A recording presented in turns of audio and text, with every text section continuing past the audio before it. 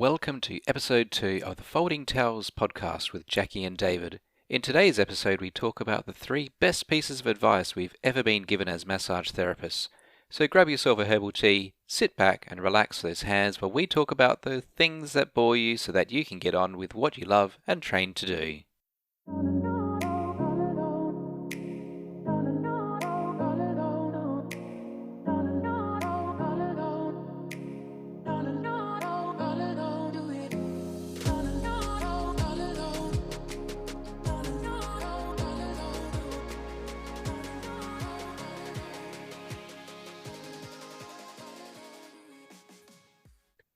I'm your host, David. Hi, it's Jackie. What are you up to today, Jackie? I am working today. I have to go out this afternoon to see some people and mostly just that. Guess what I've been up to?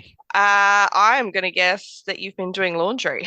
Yes, I've been busy folding towels. What are we talking about today, Jackie? We are talking today about some advice, the best advice that we have been given. It's going to be a great episode. It is. Why don't we kick things off? What's probably the best piece of advice you've ever been given? The best piece of advice that I was ever given was from multiple business coaches because they all say this one thing, and that is to find your niche. Find who you want to work with, who is your ideal client, and I love this. What does your client that you want to see, that you love, what do they do, what do they need, how can you help them? And for a little while in the beginning I was like, I don't know if that's any good advice or not, but it absolutely is something that everybody should be doing that works with people, and that includes every business. So yeah, that's absolutely my best piece of advice. Yeah, it's one of those passion killers, isn't it? Particularly when you're starting out. Yes. In any job, as you have to do things that you don't necessarily want to do, working with people you don't really like. Yes. And when you start in massage, you might not know what you want to do. So that brings me to my second piece of advice, which is to find your own style and know what you want to do, know what you love doing, whether that's, sports massage or pregnancy massage or, just treating people that have headaches or whatever it is. Love what you absolutely do. Find what you love to do and keep doing that.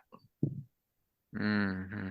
Again, that's a tricky one, particularly if you're working for somebody else and under their reputation, where they may want you to toe the line and do what they do because it's what's expected. And particularly if you go to work for a day spa and they're like, this is our routine, and you do that one thing 10 times in a day, and at the end of the week, you just want to cut your hands off. I think probably the big one is, and this is something that came to me after I was faffing around, not knowing what I wanted to do.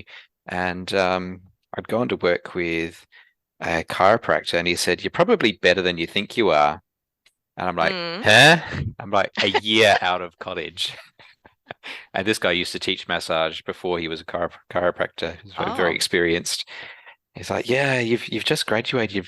Your information is probably more up to date than someone who's been in an industry for the last 20 years. They probably haven't evolved as a therapist. They've just stuck with what they've known for the last 20 years. You've been exposed to a whole bunch of other things. That's an excellent point. You're probably better than you think you are. I don't know about you, but I compare myself to others all the time. Look at people who've been around in the industry for 20 years longer than I have been all the time. It's very easy to think that I'm still just a novice, even though I've been out for quite some time. Yeah. That's heading into a little bit of imposter syndrome. And it is so hard to see some of those therapists that look like they're doing really well, particularly when they're posting on social media all the time and whatnot. And it's hard not to compare. Yeah. So another thing that great advice is you don't have to do everything yourself. Yes. Yes. But guess what? I do. Yeah. And I try to as well. Often I that's trying to think be we are. frugal, though. Yeah, I think we're renowned for that actually. A lot of Mm. us just do it all ourselves because we Yep. work alone, but we don't have to. And we probably shouldn't. Mm. Well, there's some things that I'm definitely not an expert in, and one of those things is bookkeeping and accounting. So I'm quite happy to Mm. outsource that work. Yes, I remember spending in those early days, spending it might have been 2 or 3 days doing my account reconciliation and trying to be compliant, and just going, oh, why am I doing this? And someone going, do you know that there's professionals who love this work? Yeah. I I wonder could. if accounting and taxation stuff is the first thing that massage therapists outsource. I wonder if that might be actually what we all go, yeah, I'm handing that over to someone else. It probably should be if it's not. Yeah.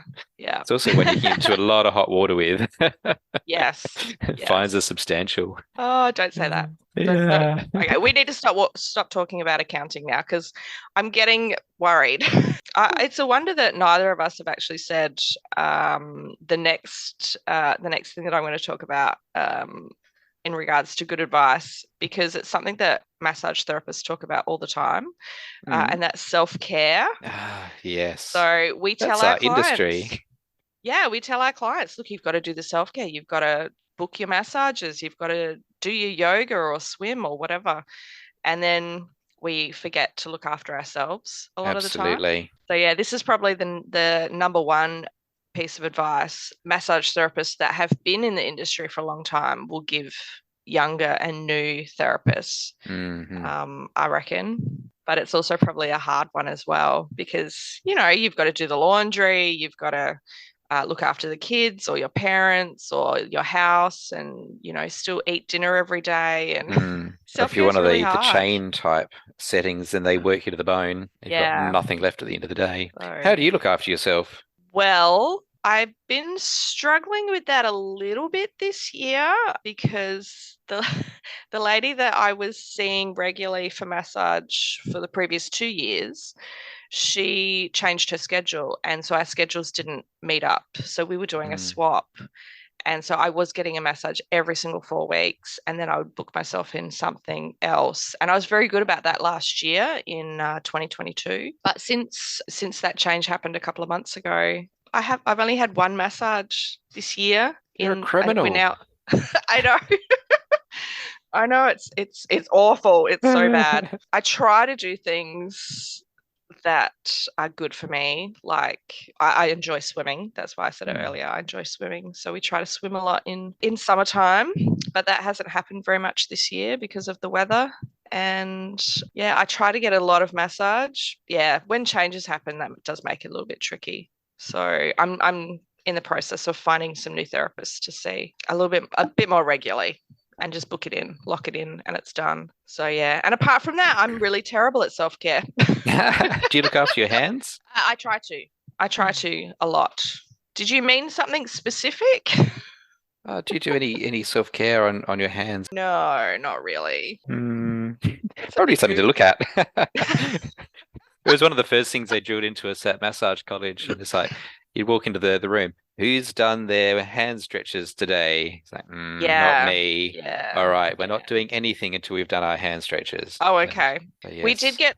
get told that. I do remember getting told that and demonstrating things. You kind of get lazy sometimes and forget, and life gets tricky. And no, I'm not very good at that. I'm one thing I'm very good at is applying magnesium everywhere, though. I'm a big fan of magnesium, and I find that if I have magnesium baths or apply some topical magnesium, that is something that really helps me.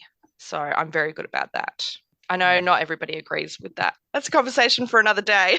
Look, there's a lot of controversy in the industry, and there's a lot of stuff that you just have to say, I don't know, but it works for Yeah, me. that's it. That's it. It works for me. It makes me feel better and it helps me sleep. And If at it the end of the day, that's all you need. if So it feels yeah, good, it doesn't do you any harm, and it doesn't cost too much money, what yeah, is the problem with that? yes, yes. And I tell my clients to, have a relaxing bath periodically. If baths are your thing, go for a swim. I love water. So that's a big thing for me personally. But Yeah, so it'd be a bit remiss of me to not actually do that occasionally myself. Yes. What's another thing that you think is probably the best advice you've ever received? I would have to say that if it's yeah, best advice, it would be to trust your intuition. We know ourselves, we know our skills. We all have things that we can sort of tell, and I feel like I'm explaining this really badly, but to really, we know what we know, and when we have the body on the table and we're doing our thing, we can often tell what's going on with people because you don't always get told all the details. Clients Mm, will come to you and they'll say, I need this, I need that, and this is happening. And that's great.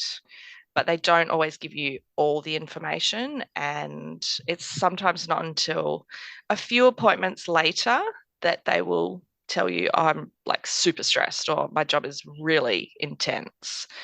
Um, and then you go, yeah, I kind of picked up on that already. Yeah. yeah. So Yeah, yeah. trusting yourself is a big one. Mm. That's What one of about those you, David? areas that we love to hate in massage. Well, we either love it or hate it in massage. There's those who are really technical driven. It's like I ask all the questions and I do all the muscle tests, and if it doesn't show up in that, then it's not there. I think, okay, well Yeah. that's crap. And then those who's like I just put everything to intuition. There's not a lot of middle ground, but there probably should be a fair bit of middle ground. We we do need to show Yes. intuition. It's quite healthy. You just Yes. trust that feeling because you're probably right about it. Yeah. And yes, we should Yeah. test things. We should ask good questions. We should have good thorough histories about who we're working with because that's the right thing Yeah. to do. But yeah, they don't tell us everything, and it's not that they are hiding it. Sometimes they don't know to tell us, or they just don't Yeah. even know it about themselves. Yeah. Absolutely. Absolutely. Yeah. Um, that's very true. And I do get a little bit annoyed at people, at massage therapists that are extremely technical and really don't give any credence towards the intuitive side of working so closely with people. Hmm. Um, Again, another topic that we will Yeah. discuss at length, I'm sure, but I do believe there is that middle ground that people need to go, "Well, why am I getting this feeling that Yeah. such and such is happening with my client?" We have the skills and knowledge to pick up on stuff sometimes. So Mm. yeah, Yeah. Yeah. So intuition guides us to work in particular areas, and you'll get that feedback of, "Oh, I didn't know I was sore in that spot." Oh, mm, yeah. yeah, you hear that Also, one all the time. we've got the intuition of like, I don't think we'll work there today. And then later on, Yep, someone they'll come back and say, "Yeah, I had a DVT." I go, "Good, I trusted myself on that oh, one." goodness. Yeah, yeah. Yes, it can be tricky and it can be hard. But you have to trust yourself. You have to trust that you know what you're doing is right. Like you've got the Mm, training, and you can do it. Yeah. yeah, yeah, yeah. What about you, Hmm. David? Do you have any final best advice? Yeah, setting boundaries. And Mm, I'm getting better at setting boundaries. I can't say I'm an expert at it yet. But even just things like turning the phone off at the end of the day because our clients do text us at all hours or try and call us. I had someone call me at midnight once. I just happened to be up. I let it go through the voicemail. Like, oh, I was just seeing if I could get an appointment for tomorrow. I'm glad I didn't answer that one. yes, answering the phone at midnight is probably a clear boundary violation. Yeah, yeah. And when you try to keep set days so you can enjoy some semblance of life outside of work Yeah. and going, and they tug at the heartstrings and you feel really bad. It's like, oh, of course I'll come in and see you on my day off. I'll Yeah. just cancel my mother's 70th birthday so I can see you. Oh my goodness. And it's not that Oh, clients are bad people. They know what they they want and just they're want the trying to get what appointment. they want. And it's got to tie in with you as well. You've got to have those Yeah. boundaries, otherwise you're going to burn out really quick. Yeah. Yeah, Yeah. coming from a place Absolutely. of Yeah. burnout. This is a really important one because especially the last few years, we've all been so stressed. Mm, The level of anxiety that we have has increased exponentially, really. yeah, yeah. And yeah, if we don't have those boundaries in place, it makes it so much worse. And then yeah, you get burnout, and Mm. we all know how that goes. And let's face it, people do work during the day, and employers aren't particularly keen on people disappearing out of the office for an hour, hour and a half to Mm, get a massage, and so naturally they want to see us out of hours. yeah, There's only so many out of hours you can do. true, Mm. I true. constantly say to my clients, I already work till 9 o'clock at night, 2 nights of the Yeah, week. That is enough. And I'm already here on a Saturday. That is enough. yeah. Oh, absolutely. Yeah, yeah. Yeah. I actually cut back a little bit on my evenings. So I'm still doing 2 evenings a week, but instead of finishing at 9:30 on a Mm. Thursday night, which meant I wasn't leaving work until 10, Yeah. um, I put it back a little bit so that I was leaving at 9 or 9:15 Mm. at the latest, and even earlier on a Wednesday. So because to get up on to get home at like 9 o'clock on a Wednesday night, still have to unpack and do things at home and settle into trying to get into a sleep mode, Mm. and then get up Thursday morning and have to spend the whole day at work again. Yeah. It was killing me. It was too Yeah. much. Yeah, it Yeah. And then hurts. it does. It And then you does. got And to then wash your clients, towels. yeah. And then clients would say to me, "Oh, do you have any appointments on Friday?" No. No, I definitely do not. I'm very good Yeah. at that one. I'm very good at no, I do not have appointments on a Friday. Yes. Well, for the record, it's Friday today. We're recording this podcast, and I've recently started taking Fridays off as well. Yeah, And I'm having going to work. I'm going to see 3 clients today.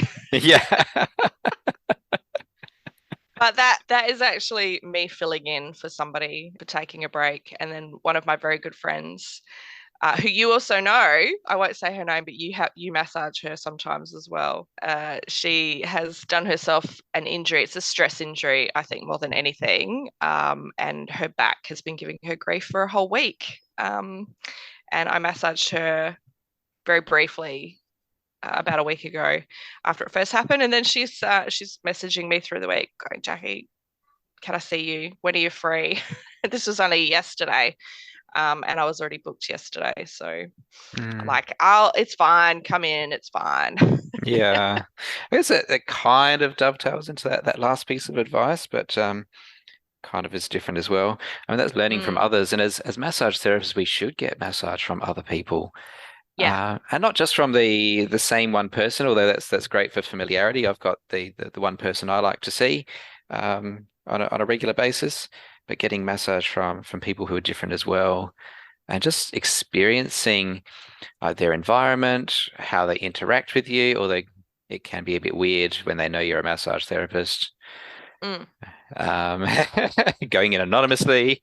I always think about that when I'm just going to see a random person that I actually don't know, because a lot of us do know each other, Yeah, particularly here in South Australia. But I do think about that. I'm like, should I write down like retail or homemaker or something? business Like, owner. yeah, pretend that I don't do massage. But then they ask you, they say, what do you do? What, do you have kids? Do you blah blah blah? And I'm a terrible liar, so I can't lie. So Mm. But we should see things from our client's point of view, and you're walking into their space for the first time. What do you see and feel? What was the booking process like? What information did they give you at the start? How did they talk with you? What do their hands feel like? How do they make you feel? Like, do you feel mm, safe and secure on the table? Did they work? Did they listen to you? And work into the areas that you specifically asked them to work on. And then what did they that's a do that big you really one. liked? It's That's a a big big one. one. I'm wondering right now if you're thinking about a massage that I've had previously that I told you about, where the person did not listen to me one bit. Oh, yeah, yeah. Well, it's happened a few times to myself as well. Yes. Yeah, and I have to say, look on the best massage that I ever received, and which I can't remember, which I wish that I did. I just became aware that I was laying on my back, and I don't remember rolling over. Oh, goodness.